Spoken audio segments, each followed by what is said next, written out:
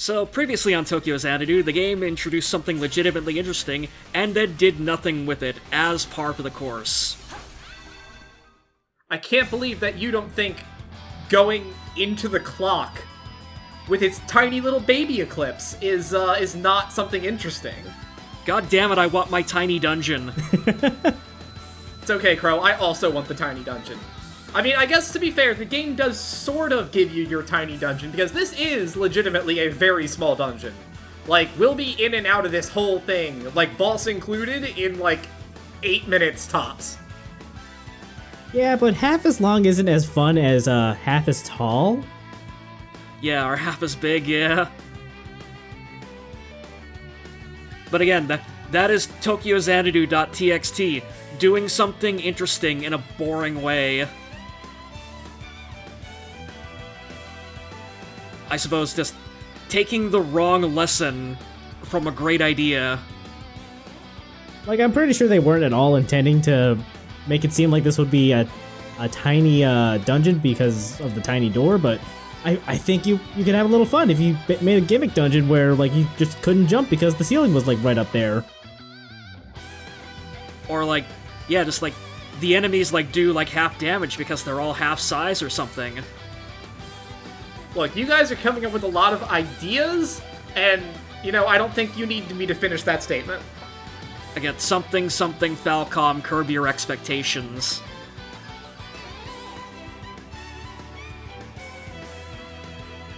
But, the one thing that we are going to be introduced to in this chapter is, well, I say introduced to as if they haven't done it before, but there's gonna be a lot more, like, blatant platforming coming up here. It is, it's not great.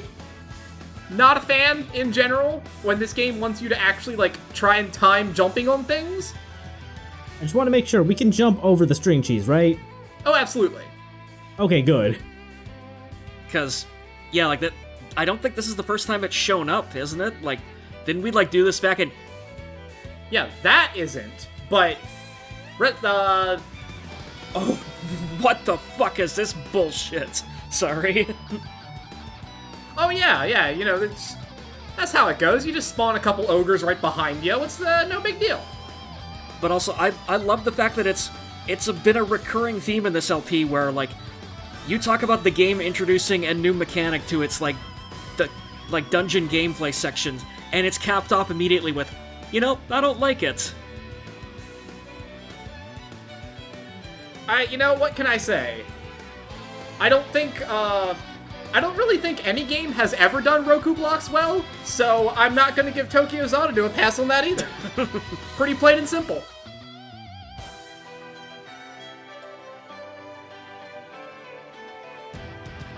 But that's getting a little ahead of ourselves. We'll get to that soon enough.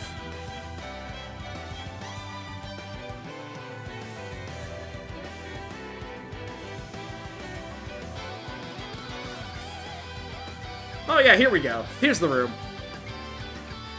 Oh no. Oh, and don't forget you are on a combo timer. Don't fuck it up, kids. Falcom, what the fuck are you doing? Yeah, this is something I'd expect to see in, like, a Wily Castle or something.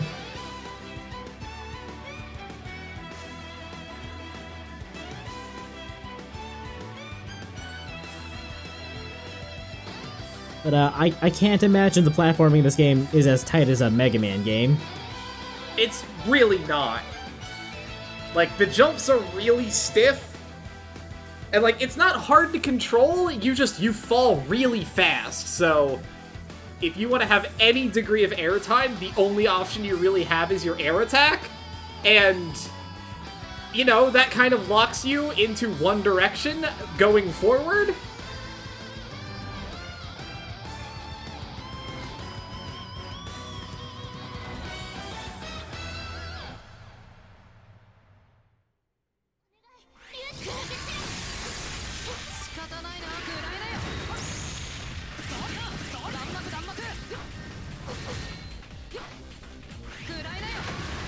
Anyway, you know, it's a good thing that Yugi can take a couple axes to the face. Just walk it off, you'll be alright. He's apparently missing like half his torso now, but whatever. But you know what? We got that S rank, and that's what matters.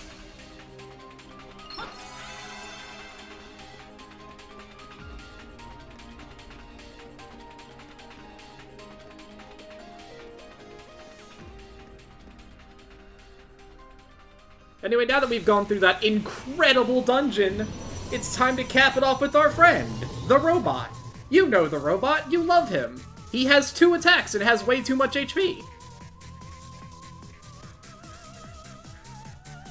And his face is shaped like a subwoofer.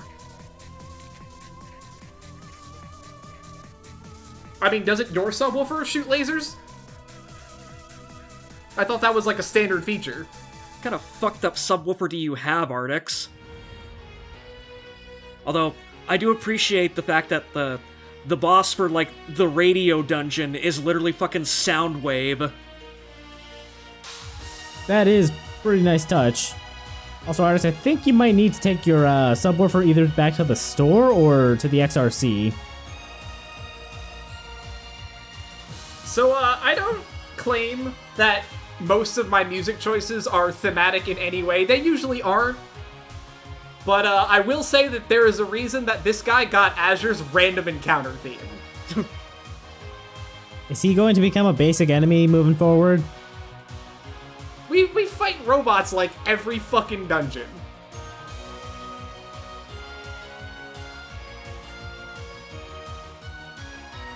Like, this guy is probably maybe not the most common mini-boss, but I bet you he's up there.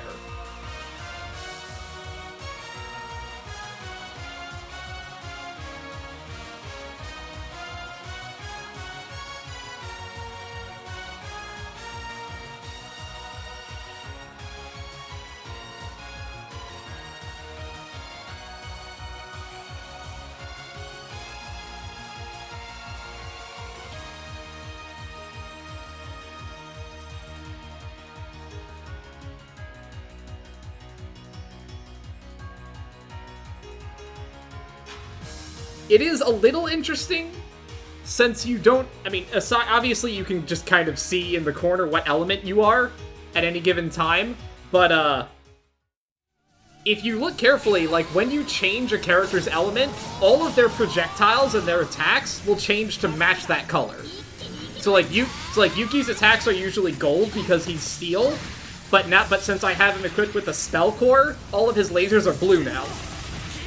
That's some good visual continuity. This does lead to some odd stuff, like Asuka's ice becomes purple because she's Shadow, which is a little weird, but I guess it works? Sure. She can freeze the purple drink, why not? Also, yeah, I had my question about, do the weapons change answered there, because I could see that Yuki's hammer was clearly different from his steel core one. It also had a blue gem at the very top, which I don't think is on the steel one at all.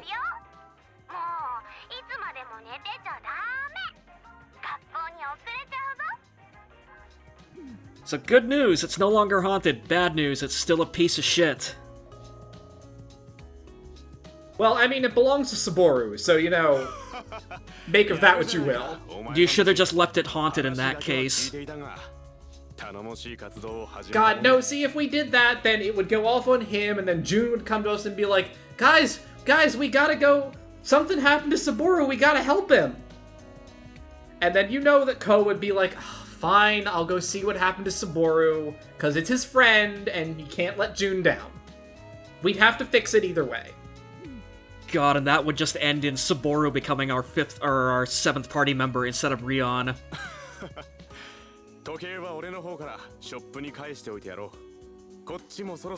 Now that I think about it, more games actually should do the Star Ocean till end of time route, where you can literally lock yourself out of getting all the cool characters by befriending all the shitty joke ones instead.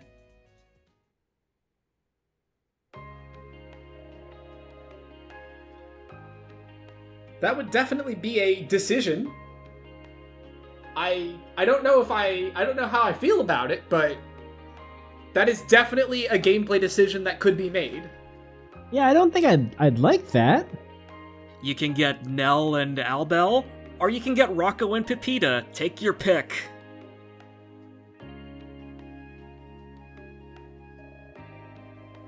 Fuck, I put too much time into Star Ocean till End of Time. What is wrong with my life?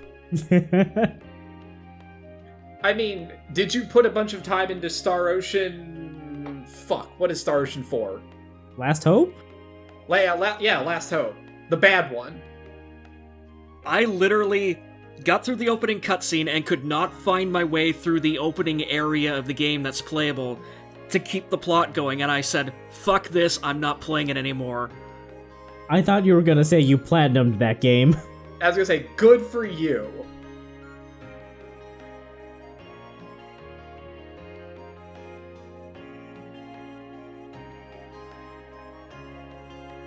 Also, what the fuck were these nerds talking about? I've been thinking about Star Ocean for the past 5 minutes. They were all congratulating each other for a job well done on their first day of club. Oh, nice to see success isn't going to their heads or anything. You did it, Ko. You fixed an alarm clock.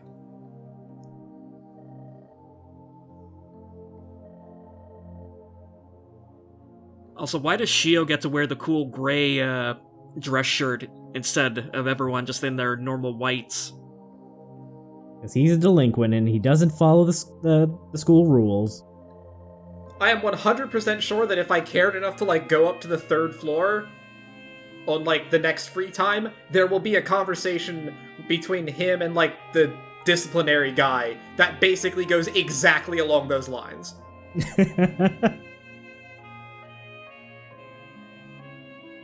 I was gonna say, it's always the delinquent types that do that. That's how you can tell they're the delinquent character. Shio was sort of proving himself a decent man around the home, so I'm guessing it was probably just a laundry accident.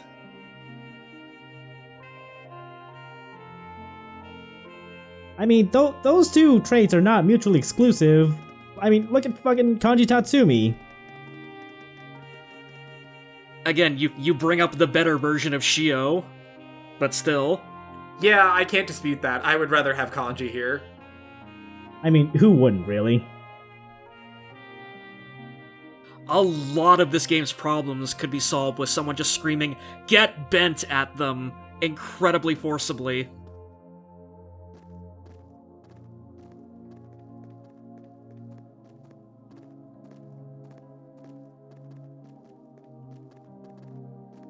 Ko-kun, 今日は本当にお疲れ様。初日から迷宮攻略なんて大変だったでしょう。Toa, I've been doing this for 6 months now. Where the fuck have you been? 顧問を引き受けてくれてあんがとな、とはね。なんつうか安心したんだ。部室に戻ってきた時にとわねがいてくれたのが、しおりたちも含 I めて。 mean, you're literally our only other option, considering the other adults in our immediate circle of friendship are 1. Part of a military conspiracy, 2. Part of a mafia conspiracy, and 3. Fucking Grandpa Kokonoe. You know, the guy who has direct connections to both. 自分のことも他人のことも全部一人で背負って片付けようとしちゃう。もし潰れちゃったらどうしようってずっと心配だったんだよ。あ、そうか。とわねも気づいてたんだな。きっとおじいちゃんもね。でも最近は今みたいに素直に話してくれるでしょ。アスカちゃんたちと関わるようになったおかげかな。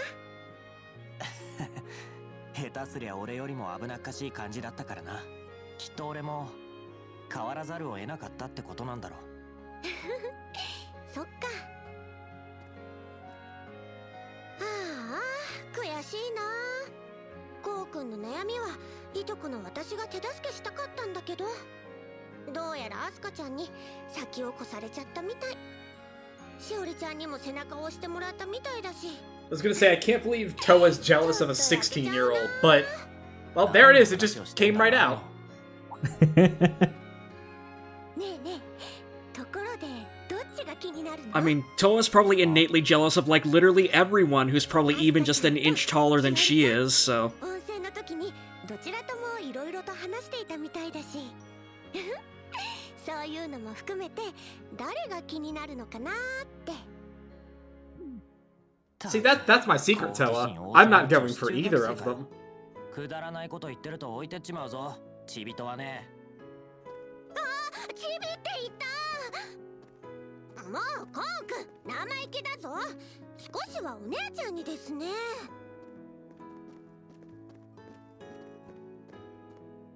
She's gonna follow him home, break out a steel bat, and break his knees. I mean, can we say that he wouldn't deserve it? He always deserves it.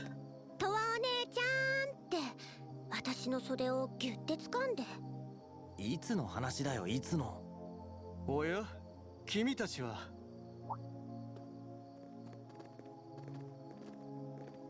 Anyway, speaking of the fucking mob... Oh no, this isn't the mob. This is Zodiac. コウ君だったかな Again, I'm not really seeing the distinction.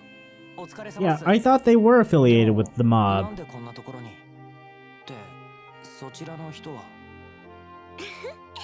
お久しぶりですいらっしゃってたんですねうんちょうど近くまで立ち寄ったものでねトワ君も元気そうで何よりだ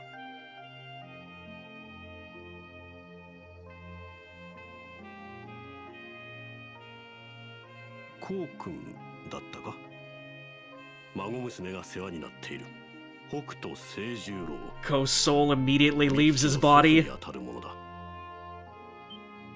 美月先輩の As I そ said, のことは北斗グループの会長さんってコウ君知らなかったんだ君の祖父宗介と Yeah, you know, just a casual home visit from the leader of the Hokuto group and the president of Zodiac. You know, why not have a nice little 2-for-1? ヤクザの若頭といいつくづく何も yeah, also, like, Grandpa Hakoto looks like he's basically just, you know, a Trails villain who's been just put in a business suit and transplanted here whole cloth.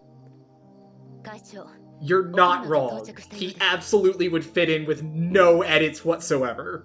もう少し話したかったがまたの機会としておくか部活のことは聞いているくれぐれも気をつけるといいはあ当然 I appreciate also how the most morally upstanding member of this trio so far is the woman who probably has a body count to her. I mean, bold of you to assume that, that Grandpa does not also have an extensive body count. Oh, I thought you were gonna say bold of you to assume that Grandpa is also not a completely upstanding character. They can both be true.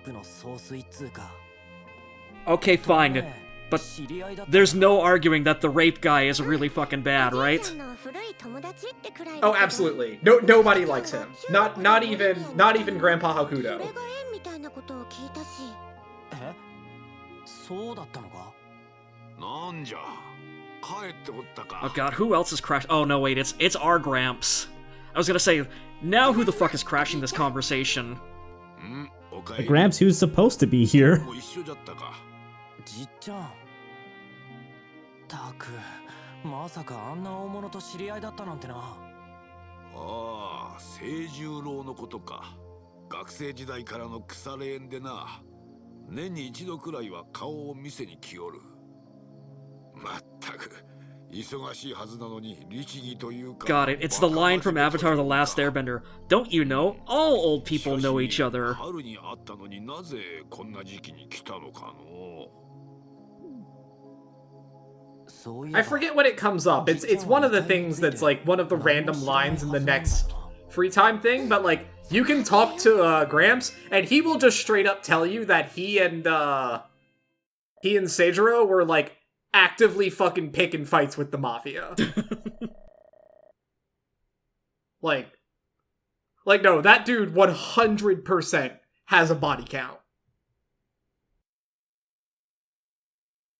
So when does Gramps become playable? That's my question. Like, he's in on this Eclipse bullshit 100% too, right?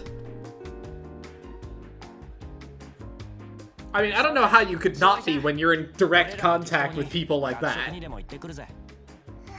ごめんね、一緒に食べられなくて。友達との約束なら。 His soul device is probably, like, exactly like Ko's, only, like, instead of a blade, it just fires a gigantic fist at greeds or something. それじゃあまた後でね。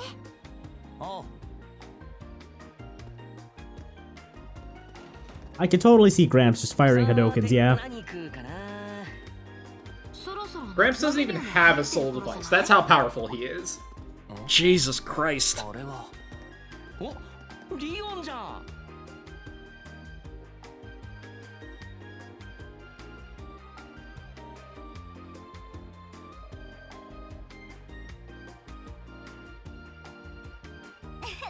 ありがとう。精一杯頑張っちゃおうかな。相変わらずの人気だな。ふん。それに加えていよいよ明日だからな。スピカの3周年記念特別ライブが。3周年記念。そういや言ってたな。結構前からずっと楽しみにしてたもんね。いやー、今回ばかりはさすがに見逃せなくてよ。なんたって新曲も発表されるって噂でさ。I have a horrible feeling something's gonna come along to derail that, but we'll see. I mean, if Ryota managed to get tickets for it, you know something bad is gonna happen. Again, furthering my theory that Ryota is at the dark heart of every awful thing that happens in this game. この間はありがとう。また一緒に遊ぼうね。え？え？はあ？ Wow, she just gave him the fucking hug of death there. To say, you can't tell me that Rion's not the best girl. You can. All we did was have some nice, refreshing Dr. Paper. ひょっとして温泉で仲良くなったとか？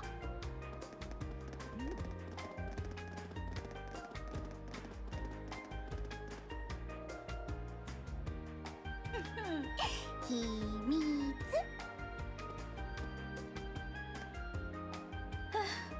何をやっているんだか。 See, look at that. There's a comparison right there for you. Asuka, no fun.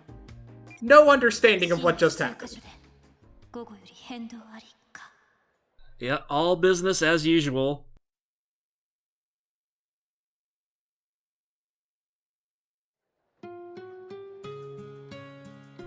Oh god, and again, my brain immediately went to, okay, after school it cuts to, like, the XRC room, everyone but Ko is there, and just, like, Mitsuki's like, so Ko was beaten to death by the student council today.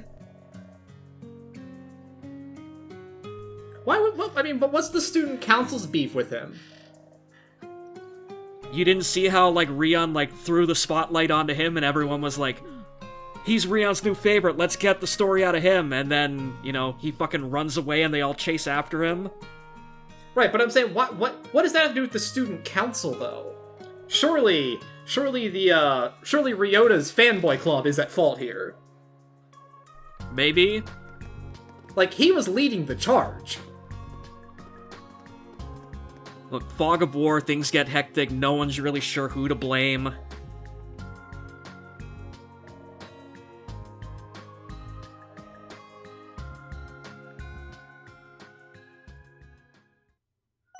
I agree, Ko. Get the fuck out of this madhouse as fast as you can.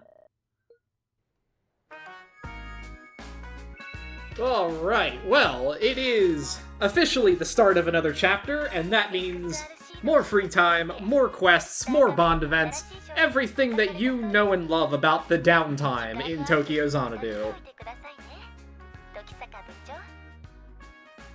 God, I love when Mitsuki calls him President Tokisaka. Like, it feels like it is just steeped in the deepest sarcasm. It's great. I was about to comment on just that. It's like, well, Prez, better go check out Star Camera. They might have something for you. Ko is a figurehead trapped in a hell of his own making.